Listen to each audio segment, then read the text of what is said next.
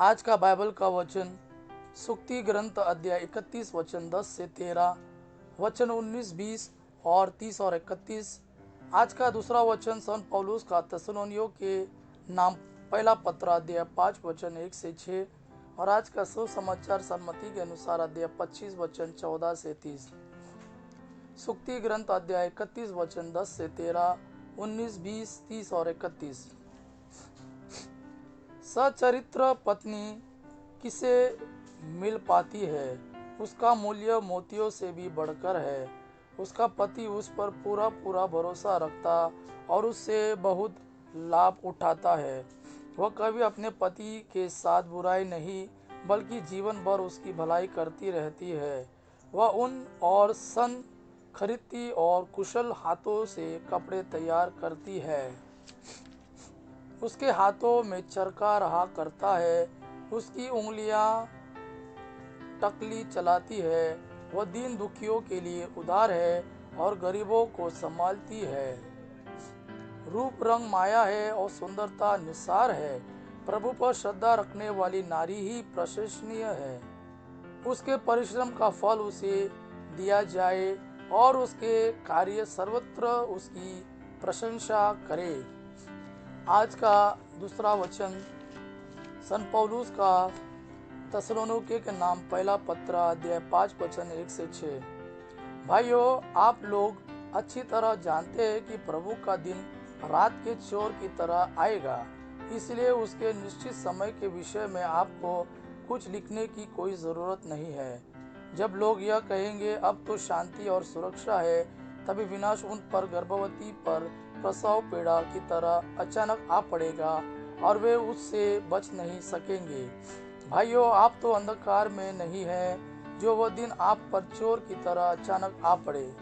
आप सब ज्योति की संतान हैं, दिन की संतान हैं। हम रात या अंधकार के नहीं हैं, इसलिए हम दूसरों की तरह नहीं सोए बल्कि जागते हुए सतर्क रहे। आज का सुसमाचार सन्मति के अनुसार अध्याय 25 वचन 14 से 30। स्वर्ग का राज्य उस मनुष्य के सदृश है जिसने विदेश जाते समय अपने सेवकों को बुलाया और उन्हें अपनी संपत्ति सौंप दी। उसने प्रत्येक की योग्यता का ध्यान रखकर एक सेवक को 5,000, दूसरे को 2,000 और तीसरे को 1,000 अशर्फियाँ दी। इसके बाद वह विदेश चला गया। जिसे 5,000 अशर्फियाँ मिली थी, उसने तुरंत जाकर उनके साथ लेन देन किया तथा और 5,000 अशर्फियाँ कमा ली। इसी तरह जिसे 2,000 अशर्फियाँ मिली थी, उसने और 2,000 कमा ली। लेकिन जिसे 1,000 अशर्फियाँ मिली थी, वह गया और उसने भूमि खोदकर अपने स्वामी का धन छिपा दिया। बहुत समय बाद उन सेवकों के स्वामी ने लौटकर उनसे लेखा लिया। जिसे 5,000 अशर्फियाँ मिली थी, उसने और 5,000 लाकर कहा, स्वामी, आपने मुझे 5,000 अशर्फियाँ सौंपी थी। देखिए, मैंने और 5,000 कमाई। उसके स्वामी ने उससे कहा, शाबाश भले और ईमानदार सेवक, तुम थोड़े में ईमानदार रहे, मैं तुम्हें बहुत पर नियुक्त करूँगा। अपने स्वामी के आनंद के सहभागी बनो। इसके बाद वह आया जिसे 2,000 अशर्फियाँ मिली थी। उसने कहा, स्वामी, आपने मुझे 2,000 अशर्फियाँ सौंपी थी। देखिए, मैंने और 2,000 कमाई। उसके स्वामी ने उससे कहा, शाबाश भले और ईमानदार सेवक, तुम थोड़े में ईमानदार रहे, मैं तुम्हें बहुत पर नियुक्त करूँगा। अपने स्वामी के आनंद के सहभागी बनो। अंत में वह आया जिसे 1,000 अशर्फियाँ मिली थी।